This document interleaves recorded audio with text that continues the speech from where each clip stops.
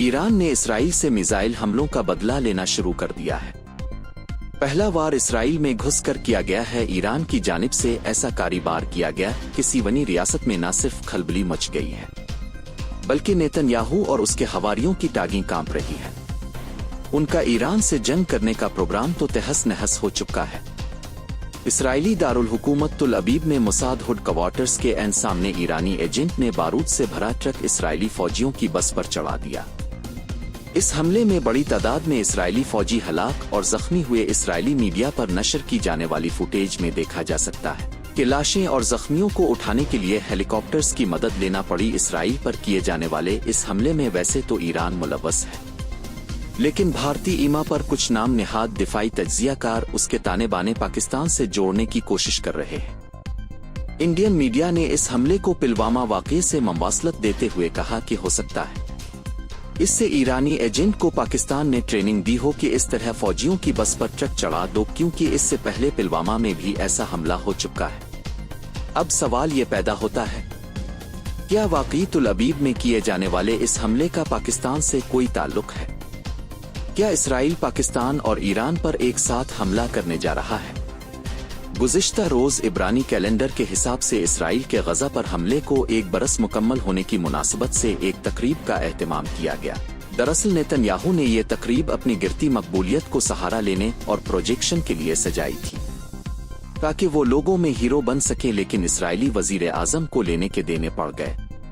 Hamas के हाथों यरगमाल बनाए जाने वाले इसराइल के अहल खाना ने नेतन्याहू को देखते ही फट पड़े। उन्होंने इसराइली वजीर आजम को तकरीर भी नहीं करने दी और शदीद नारेबाजी करते रहे। लोगों के रद्द अमल और एहतजाज के बाद सह्यूनी हुकूमत को अंदाजा हो गया कि यरगमालियों की वापसी में अब मजीद ताखीर नहीं की जा सकती। इसराइली वजीर दिफा योव गैलेंट का कहना है कि हमें अपने कैदियों को हमास से छुड़वाने के लिए हर सूरत मुज़ाकरात करने पड़ेंगे। पहले जंग बंदी मुआहदे के लिए मुज़ाकरात किए जा रहे थे, तो इस वक्त इसराइल की जानिब से उल्टी सीधी शराइत रखकर मुज़ाकराती अमल में रुकावट डाल दी थी। अब आज से फिर कतर की मेज़बानी में दुए में जंग बंदी के लिए मुज़ाकरात शुरू होने जा रहे हैं। अब देखते हैं कि गफ्तो शनीद का ये राउंड नतीजा खैर साबित होता है या ये भी सह्यूनी हुकूमत की हिट धर्मी की नजर हो जाएगा। इसराइली दारुल हुकूमत तुल अबीब में ईरानी जासूस ने बारूद से भरा ट्रक सह्यूनी फौजियों की बस से टकरा दिया। 2019 में मकबूजा कश्मीर के इलाके पुलवामा में एक नौजवान ने इसी तरह बारूद से भरी कार भारतीय फौजियों के ट्रक से टकराकर खुदकुश हमला किया था, जिसमें तकरीबन 50 भारतीय फौजी मारे गए थे। अब इसराइली दारुल हुकूमत तुल अबीब में इसी तर्ज का हमला किया गया है, लेकिन यहाँ मामला ये हुआ कि ट्रक में रखा धमाका खेज मवाद फट नहीं सका। इस हमले में इसराइली फौज को भारी नुकसान उठाना पड़ा है। इसके दर्जनों फौजी शदीद जख्मी हो गए, जिसमें से कई की हालत तशवीशनाक है। इसराइली फौज ने इस हमले में सिर्फ 5 फौजियों की हलाकत और 50 से जायद के जख्मी होने की तस्दीक की है। जाहिर है जब सह्यूनी फौज एतराफ कर रही है कि इसके 50 से जायद फौजी जख्मी हुए हैं, तो इसका साफ मतलब है कि हलाकतों और जख्मियों की तादाद इससे कहीं ज्यादा है। इसराइली चैनल 13 पर जाए वकू की नशर की जाने वाली फुटेज में हेलीकॉप्टर्स के जरिए जख्मियों और लाशों की मुंतकली देखी जा सकती है। तुल अबीब के जिस इलाके में सह्यूनी फौजियों की बस को निशाना बनाया गया वो इंतहाई हसास इलाका है, क्योंकि वहां न सिर्फ मिस्र का हेड क्वार्टर है बल्कि इसराइली फौज वजारत दिफा समेत अहम हसास इमारतें वाक़ हैं। इसराइली पुलिस ने हमले के बाद ट्रक से बस को कुचलने वाले शख्स को मौके पर ही गोली मारकर हलाक कर दिया। इस शख्स के शनाख्त तस्वीर तो जाहिर नहीं की गई, लेकिन सह्यूनी हुकूमत की ज़राए ये दावा कर रहे हैं कि हमला करने वाला ईरानी एजेंट था। अब इसराइल में ये बहस शुरू हो चुकी है कि हमें दाखिली सिक्योरिटी को मजीद बेहतर और मौसर बनाना होगा, क्योंकि अगर ईरानी एजेंट दारुल हुकूमत के रेड जोन में घुसकर हमला कर सकता है तो फिर कल को वो किसी और मकाम को भी निशाना बना सकते हैं। इसराइली वजीर आजम ने नेतन्याहू को लेने के देने पड़ गए।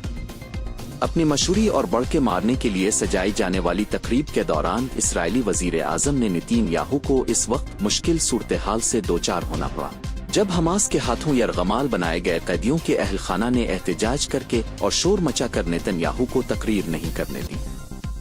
यरगमालियों की ये लवाहिकीन अपने प्यारों की रिहाई के लिए हुकूमती बेहिस्सी पर मबनी पॉलिसी और जंग को जारी रखने की इसरार के खिलाफ एहतजाज कर रहे थे। लोगों का इश्तियाल और गुस्सा देखकर नेतन्याहू को कुछ बोलने या कहने की हिम्मत ही नहीं हुई और वो फटी फटी आंखों से गुस्से में बिखरे मुजाहिरीन को देखते रहे। इस्राएली अवाम को अच्छी तरह यह अंदाजा हो चुका है कि नेतन्याहू अपने इक़्तिदार को मुस्तहकम करने और हुकूमत से चिमटे रहने के लिए जंग को तोल दे रहे हैं। उनकी हित धर्मी और ढिठाई की वजह से ही हमारे प्यारे अब तक गजा से वापस नहीं आ सके। यरगमालियों के अहल खाना मुसलसल हुकूमत पर दबाव डाल रहे कि हमास से डील करके गजा में जंग बंद करे और उनके बच्चों की वतन वापसी के इंतजामात किए जाएं। अब लगता है कि लोगों के मुसलसल एहतजाज और शोर शराबे के बाद सहयूनी हुकूमत की अक्ल ठिकाने आ गई है। वजीर दिफा यूबलैंड का कहना है कि सारी कामयाबियां जंग के जरिए मुमकिन नहीं है। हमें यरगमालियों की रिहाई के लिए और उन्हें महफूज बनाने के लिए रियायतें देना लाजमी होगा। अब आज से फिर कतर के दारुल हुकूमत दोहा में ग़ज़ा में जंग बंदी के लिए मुज़ाकरात शुरू है। अब देखना यह होगा कि इस मुज़ाकराती अमल का ऊंट किस करवट बैठता है।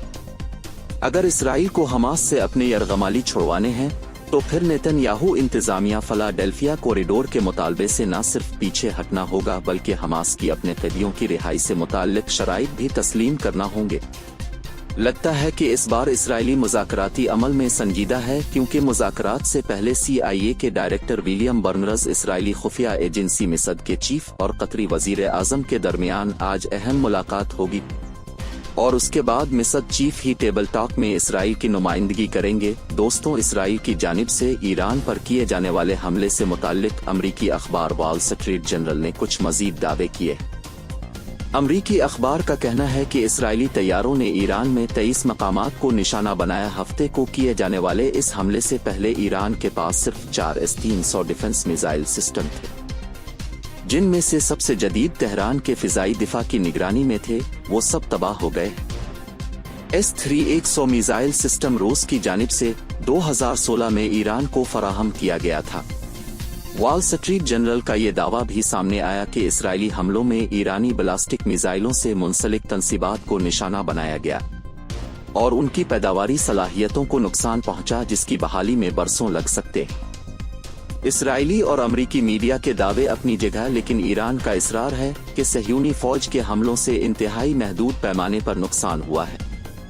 अब इस वक्त सवाल यह है कि इसराइली हमलों के बाद ईरान का मुमकिना जवाब क्या हो सकता है। तज्जियाकारों का कहना है कि इसराइल के हमलों का मकसद ईरान पर यह वाज़े करना था, अगर उसके खिलाफ जारहिद की गई तो वो खामोश नहीं रहेगा।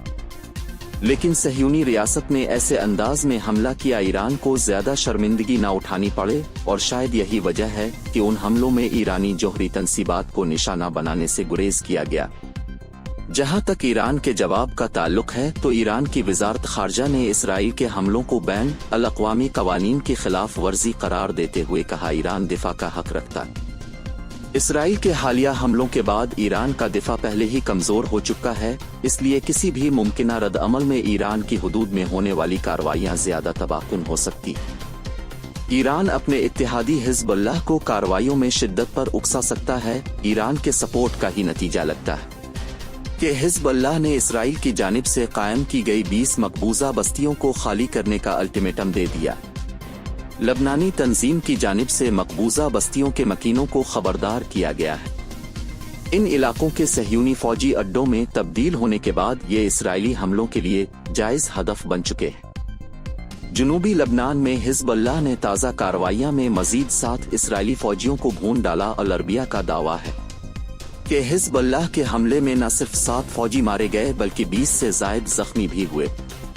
अब लगता है कि इसराइल के बुरे दिनों का आगाज हो चुका है, क्योंकि ईरान पर इसराइली हमले ने सऊदी अरब, तुर्की, मिस्र समेत खित्ते के तमाम मुल्कों की आंखें खोल दी हैं और अब ये सब मिलकर सहयूनी रियासत को सबक सिखाने के लिए कमर बस्ता है।